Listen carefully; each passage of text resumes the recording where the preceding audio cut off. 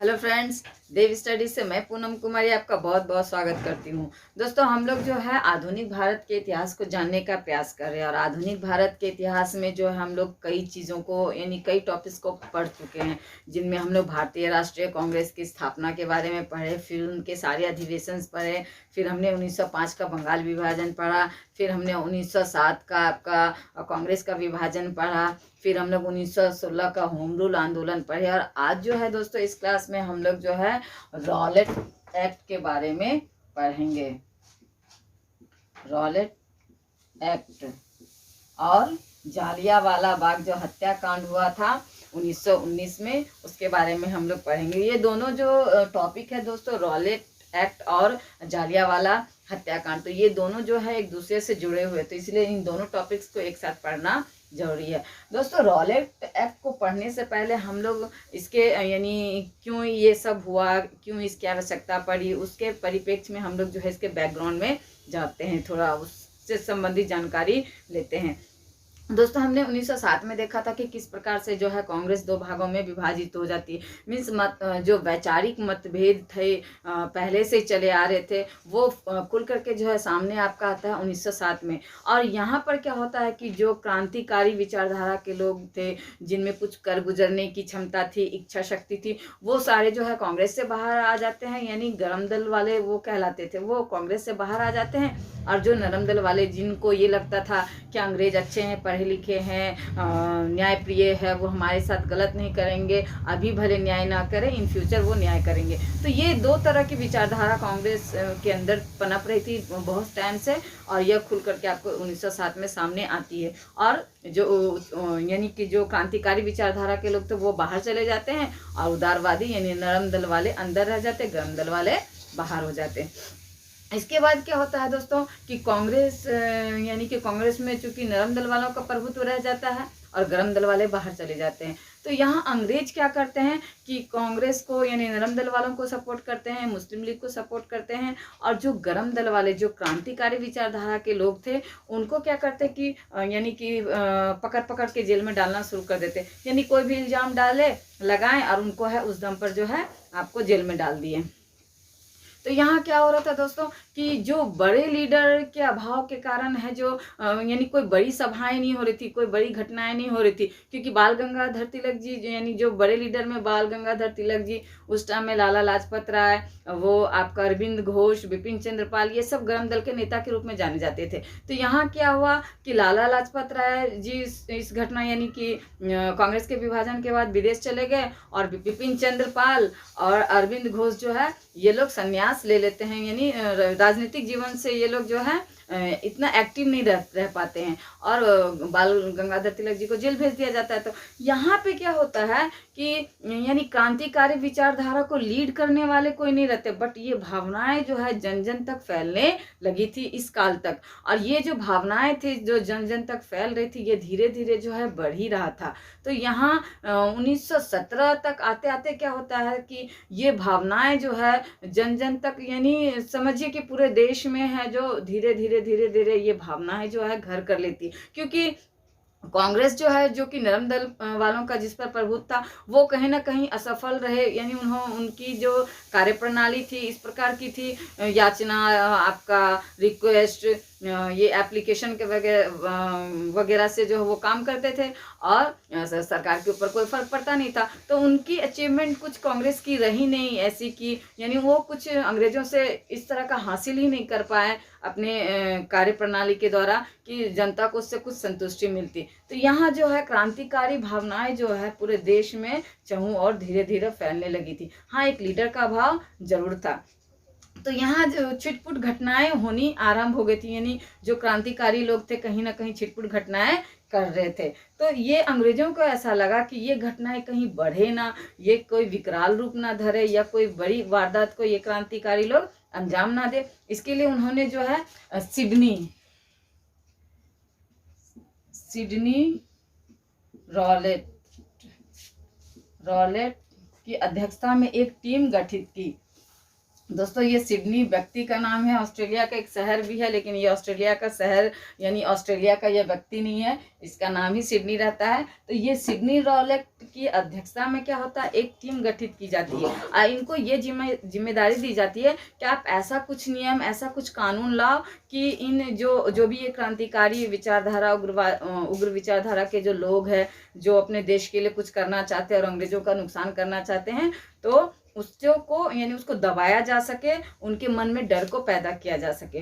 तो ये सिडनी जो रॉलेट नाम का व्यक्ति होता है, ये क्या करता है, कई दिन सर्वे करता है, उसके बाद ये अपनी रिपोर्ट जो है सरकार को सौंपता है। और इस रिपोर्ट के बल पर क्या होता है कि जो आपका विधान परिषद यानी केंद्रीय विधान परिषद जो है,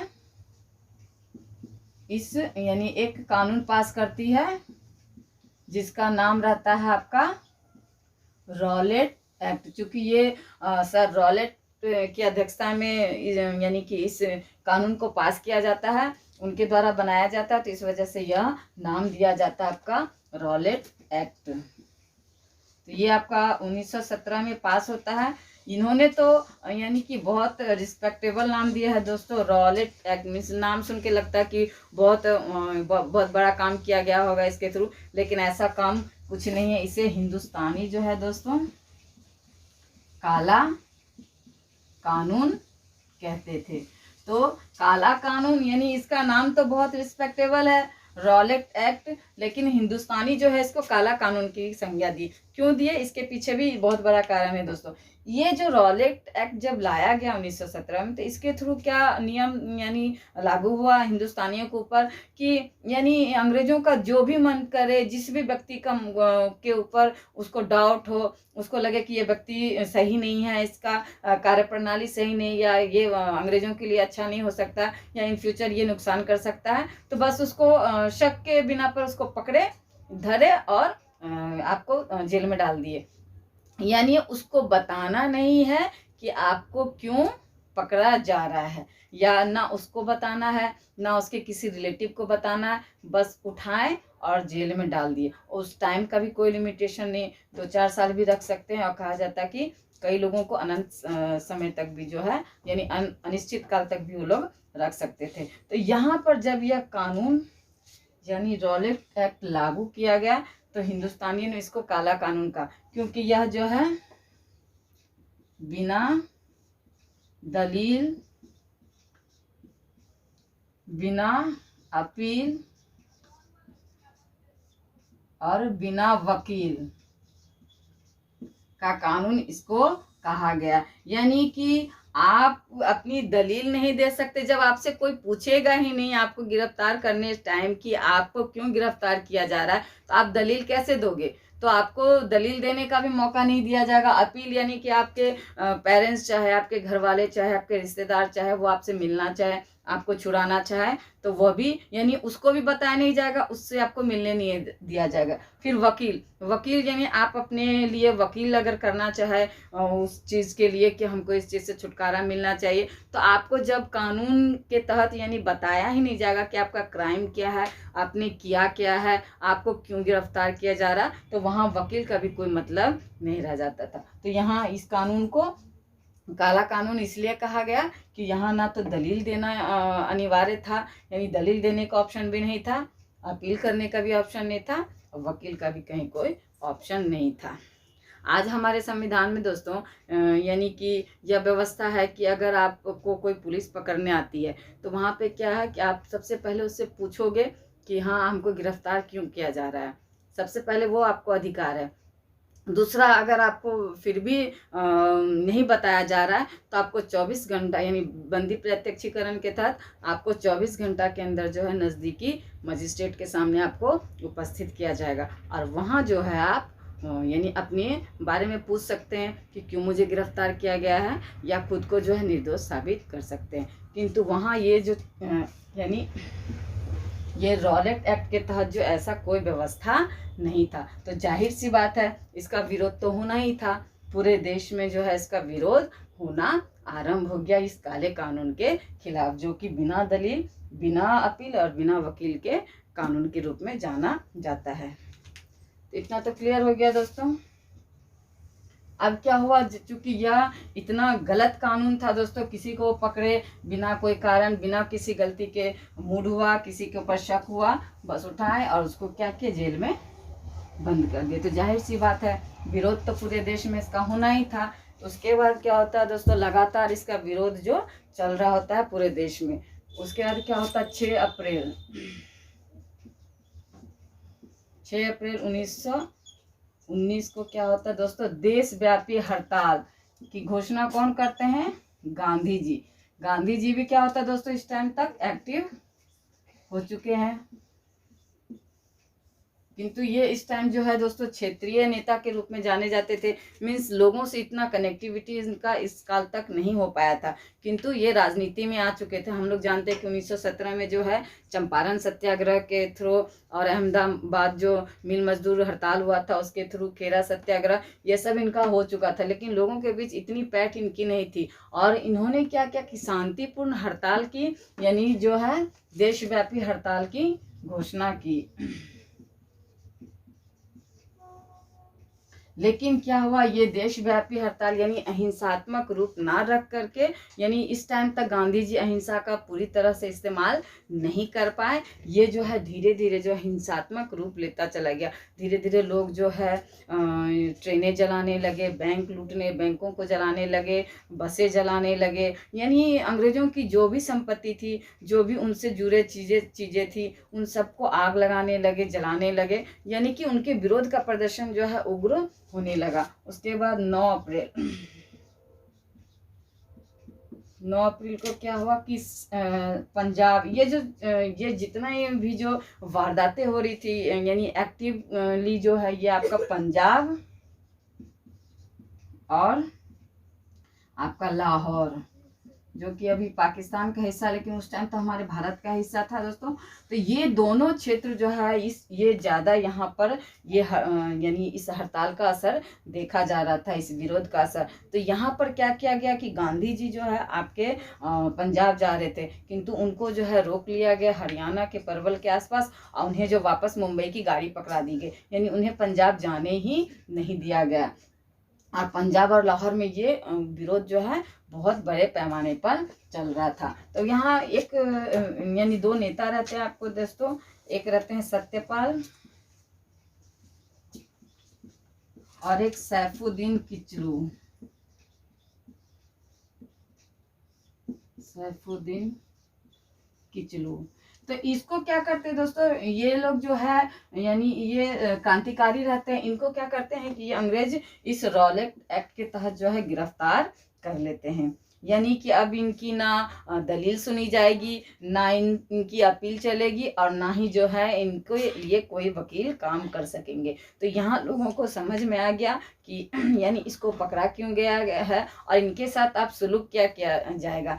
अंग्रेजों का तो एक ही टारगेट था कि जो भी क्रांतिकारी भावनाएं रखते हैं तो उसको इस तरह से दबा कि जो अगला भी कोई व्यक्ति अगर क्रांतिकारी बनना चाहे या उस तरह की भावना मन में रखे और अंग्रेजों के खिलाफ वो आगे बढ़ना चाहे तो उनको इस अंजाम से इतना डरा कि वो फिर वो भावना उसके अंदर वहीं दब जाए, अगले कोई क्रांतिकारी बनने के बारे में सोचे भी नहीं। तो यहाँ जब इनको सत्यपाल मलिक और सैफुद्दीन किचलू को जब पकड़ा जाता है तो जनता को समझ में आ जाता है कि अब इनके साथ क्या किया जाएगा, या मार दिया जाएगा या इन्हें 3rd डिग्री टॉर्चर किया जाएगा।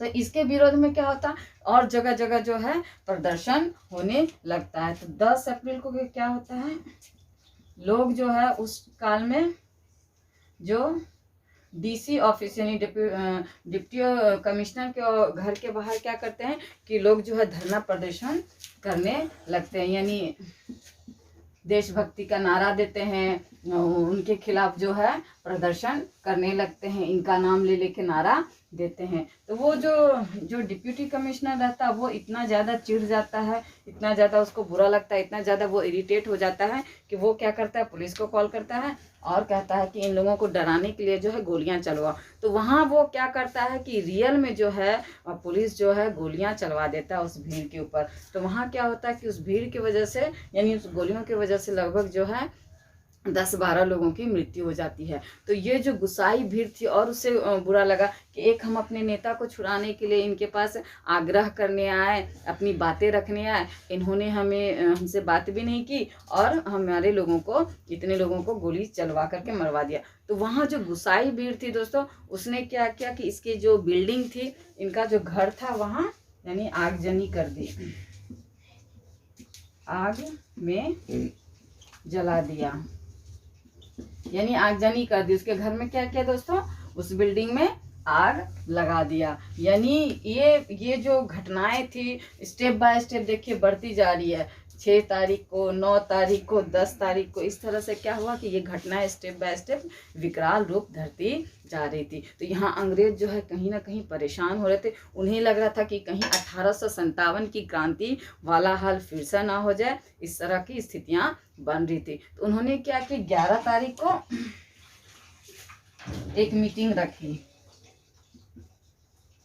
और उन्होंने क्या किया, इस मीटिंग में यह तय किया कि अब एक ही उपाय है, एक ही हल है, मार्शल लॉ। तो वो क्या किए कि मार्शल लॉ आपका लागू कर दिए। यानी 11 को मीटिंग रखे और 13 को क्या किए, मार्शल लॉ पूरे पंजाब में लागू कर दिए।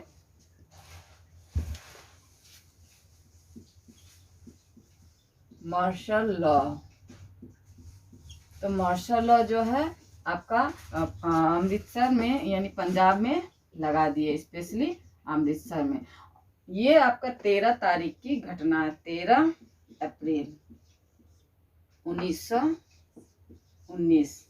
13 अप्रैल 1919 को जो है पूरे पंजाब में क्या कर दिया गया, मार्शल लॉ लागू कर दिया गया। लेकिन किसी को भी इस चीज़ की जानकारी नहीं दी गई। मीन्स अभी जब कहीं भी कुछ होता है या हमारे गवर्नमेंट को कुछ सूचना देना रहता है तो वो पूरे देश में सूचना देते हैं। एक उदाहरण ले लीजिए कि 24 मार्च को लॉकडाउन लगना था, तो आपको 8 बजे आए और उन्होंने हमारे पीएम ने घोषणा की कि अगले दिन से आपको लॉकडाउन लगेगा। तो वो पूरे देश में एक तरह से वो घोषणा किया गया कि हाँ आपके साथ ये चीज़ किया जा रहा है, आपके साथ ये कानून लागू होगा। लेकिन यहाँ पर जो है किसी को कोई जानकारी नहीं दी गई। इस लॉ से संबंधित किसी भी व्यक्ति को कोई जानकारी नहीं दी गई। और ये जो 13 तारीख का दिन होता है दोस्तों, वहाँ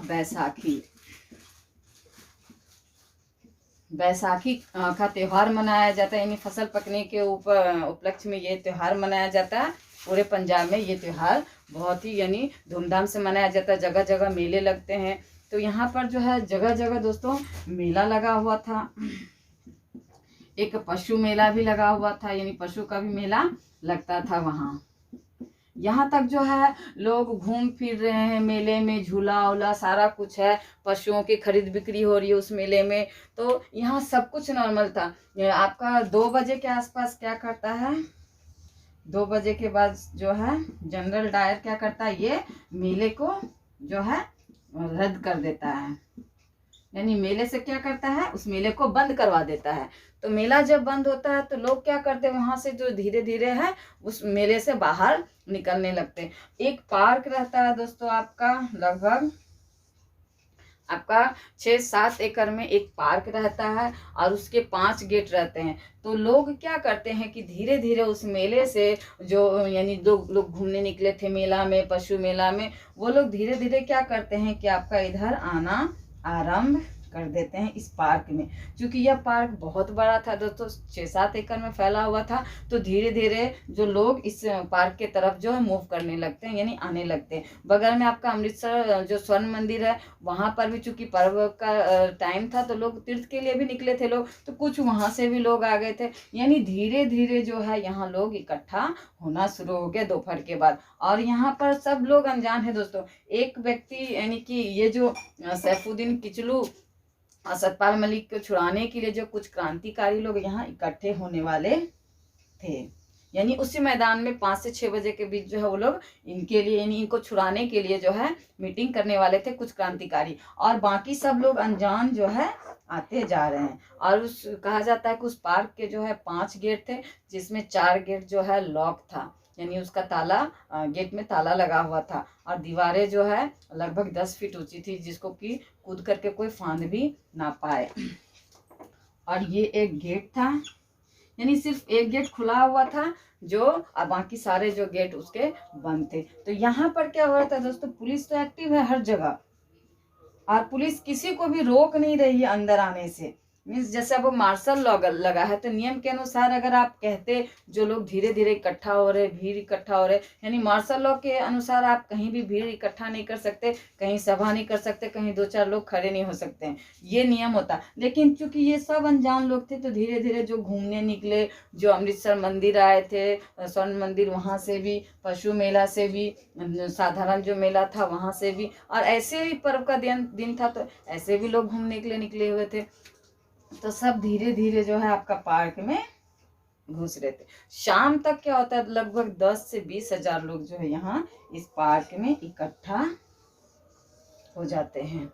और यहाँ पर क्या होता है कि जो, चूंकि पुलिस तो सजा देना चाह रही थी कि मार्शल लॉ के बहाने जो है पनिश करना है हिंदुस्तानियों को, तो वो बिल्कुल साइलेंटली सारा कुछ देख रही थी, किसी को वार्न नहीं कर रही थी, किसी को जानकारी नहीं दे रही थी। जब शाम हो गया 5:37 पर जनरल डायर आए।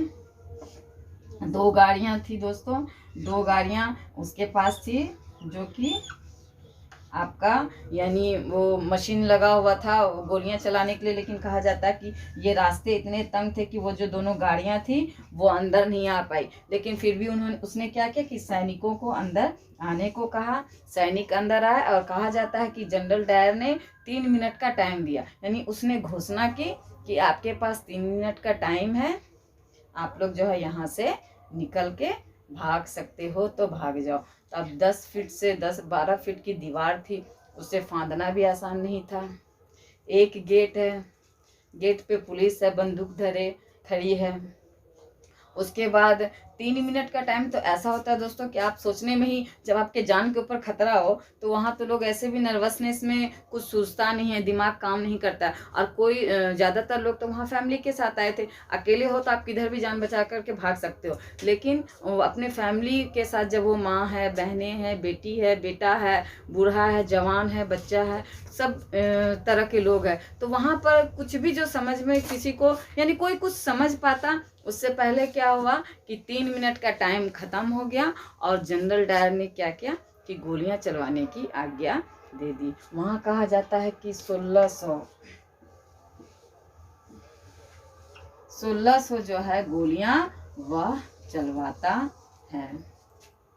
1600 गोलियां चलवाता है लगातार, यानी कहा जाता है कि 10 मिनट तक जो है गोलियां चलती रहती। लोग इधर उधर भागते हैं, तितर बितर होते हैं, एक दूसरे पर गिरते हैं, पड़ते हैं, और वहाँ लाशों का ढेर लग जाता है। और कहा जाता है कि गेट की तरफ ही जो है उसने सैनिकों को कहा कि गोलियां चलानी है। और क्योंकि ज़्यादातर भागेंगे लोग, जब तितर बितर होंगे तो लोग भागेंगे गेट की तरफ, तो वो गेट की तरफ ही गोलियां चला रहा था। कहा जाता है एक कुआं था दोस्तों, उसमें जब यानी लोग जो है जान बचाने के लिए कुआं की तरफ भागे। मतलब सबके माइंड में ये आया कि कुआं में जाएंगे तो कम से कम हाथ पैर टूट के जान तो बच जाएगा। तो उस कुआं में लोग, बहुत सारे बूढ़े, बच्चे, जवान उसमें कूद गए। कहा जाता है कि 180 लाशें जो है उस कुएं से निकाली गई थी, यानी अगली सुबह। और इतना ही नहीं दोस्तों, इतने लोगों के मरने के बाद क्या हुआ, ये 5:37 की घटना है। 5:37 की घटना, यानी यहाँ पर ऐसा थोड़ी है कि सभी लोग तुरंत ही मर गए होंगे। कुछ लोगों को हाथ में गोली लगा होगा, किसी को पैर में लगा होगा, किसी को गर्दन में, किसी को कहीं। तो कुछ ऐसे लोग भी थे जो तुरंत नहीं मरे, और उनको शायद एट ए टाइम ट्रीटमेंट मिलता तो वो शायद बच सकते थे। लेकिन वहाँ पे क्या किया कि ये इतना बजे यानी 5:37 में गोली चलाई, और 8 बजे जो है कर्फ्यू की घोषणा कर दी। अब समझिए कि कोई भी व्यक्ति, जो भी जिसका मतलब जान पहचान, जो रिश्तेदार है इस पार्क में फंसे हुए होंगे, वो अगर उस तक पहुंचना भी चाहे, यानी पहुंचना भी चाहे, तो वहां तक वो पहुंच नहीं पाए। यानी कि लोग रात भर में तरफ तरफ करके, जो बच भी सकते थे, हजारों की संख्या में लोग बच सकते थे अगर उनको सही टाइम पर अगर उनको सही टाइम पर ट्रीटमेंट मिल जाता। बट ऐसा नहीं हुआ। कर्फ्यू जो लगा दिया गया, और कहा गया कि जो भी बाहर निकलेंगे यहाँ तक पहुँचेंगे तो उसको गोलियों से भूंस दिया जाएगा, यानी उन पर गोलियां चला दी जाएगी। तो लोग जो है अपने संबंधियों तक पहुंच भी नहीं पाए, और जो लोग बहुत यानी बहुत संख्या में लोगों की जान बचाई जा सकती थी, किंतु इस कर्फ्यू के कारण जो है वहाँ लोग रात भर तड़प तड़प कर मर गए। तो ये हद दर्जे की बेशर्मी है दोस्तों। इसको मीन्स कुछ इसका कोई लिमिटेशन ही नहीं कह सकता कि अगर कोई देशभक्ति कर रहा है, और यहाँ तो देशभक्ति का भी कोई मतलब ही नहीं है। लोग मेले में घूमने आए, परिवार बच्चों के साथ, माँ बाप बच्चे सब घूमने आए, और वहाँ पर जो है बिना किसी रीज़न, बिना किसी गलती, बिना किसी वार्निंग के आप सबको गोलियों से भूंस दिए। तो यहाँ पर क्या होता है, ये घटना जो है पूरे देश में जो है इसका विरोध होना आरंभ हो जाता है। स्वाभाविक है, इतने बड़े पैमाने पर जो हत्याएं की गई बिना किसी गलती के, इस भीड़ पर जो गोली चलाई गई, तो इसका पूरे देश में जो क्या होता है, विरोध होना आरंभ हो जाता है। तो अंग्रेजों को भी ये चीज़ समझ में आने लगता है, क्योंकि रविन्द्रनाथ टैगोर थे, उन्होंने अपने नाइट की उपाधि लौटा दी। यानी उन्होंने कहा जिस सरकार के सोचने समझने की कोई क्षमता ही नहीं है वो छीन हो गई, तो उसकी उपाधि मुझे नहीं चाहिए। इस तरह से बहुत से लोग थे जिन्होंने अपनी उपाधियां लौटा दी। रविन्द्रनाथ टैगोर, आपकी नाइट की उपाधि, ये भी पूछा जाता है दोस्तों। उस काल में अंग्रेज क्या करते थे ना, कि जो पावरफुल, जो पढ़े लिखे, जो शिक्षित लोग थे, वो विरोध ना करें उनका, तो उनको कुछ ना कुछ उपाधियां दे देते थे, जैसे नाइट की उपाधि, राय बहादुर की, सर की। तो वहाँ पर बहुत से लोग थे जो इस तरह की उपाधियां अंग्रेजों को लौटाना आरंभ कर देते। तो अंग्रेजों को भी समझ में आ जाता है। तो अंग्रेज क्या करते हैं कि लीपापोती करने के लिए वो एक हंटर आयोग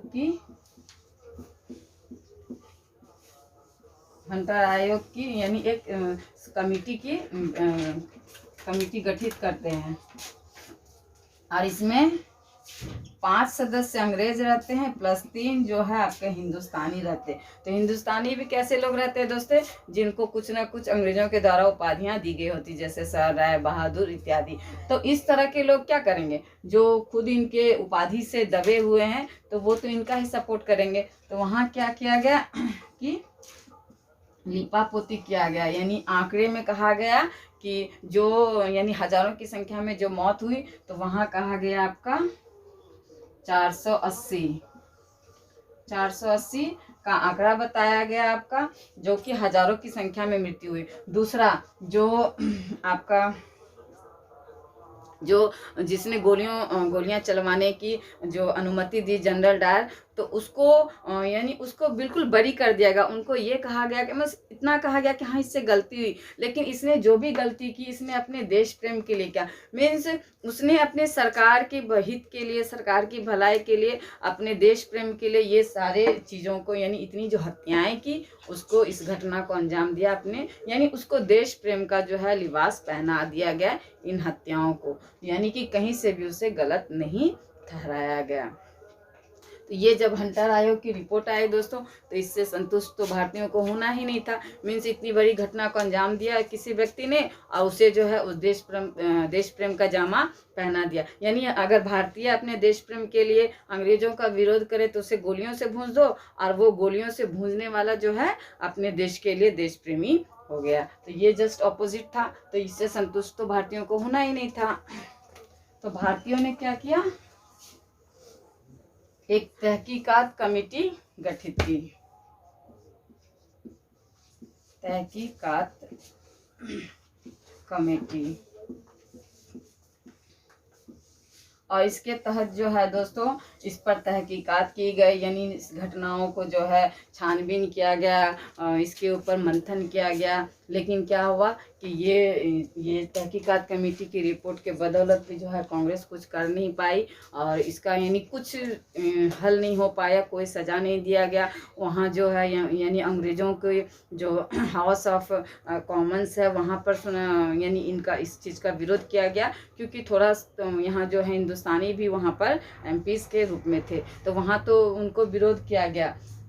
लेकिन वहाँ मीन्स भारत से सिर्फ जो है उसका नौकरी गया, बाकी उसको सज़ा कुछ भी वहाँ नहीं दिया गया। तो इस तरह से क्या हुआ, धीरे धीरे जो है दोस्तों ये घटना क्या हो गया, यानी कांग्रेस भी कुछ नहीं कर पाई और भारतीय भी जो है इस मामले में ज़्यादा कुछ नहीं कर पाए। धीरे धीरे लोग जो है इस घटना को भूलते चले गए और ये घटना जो है एक इतिहास के रूप में रह गया।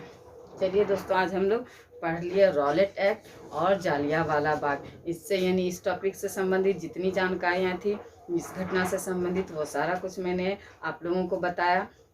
अब आप लोग कोई बुक लीजिए और बुक से पढ़िए, कुछ भी डाउट होगा, कुछ भी कंफ्यूजिंग फैक्ट होगा, वो आपका क्लियर हो जाएगा। एक बार में क्लियर नहीं होगा तो 2 बार देखिए, 3 बार देखिए, ज़रूर क्लियर होगा। तो देव स्टडीज से जुड़ने के लिए आप सबका बहुत बहुत धन्यवाद।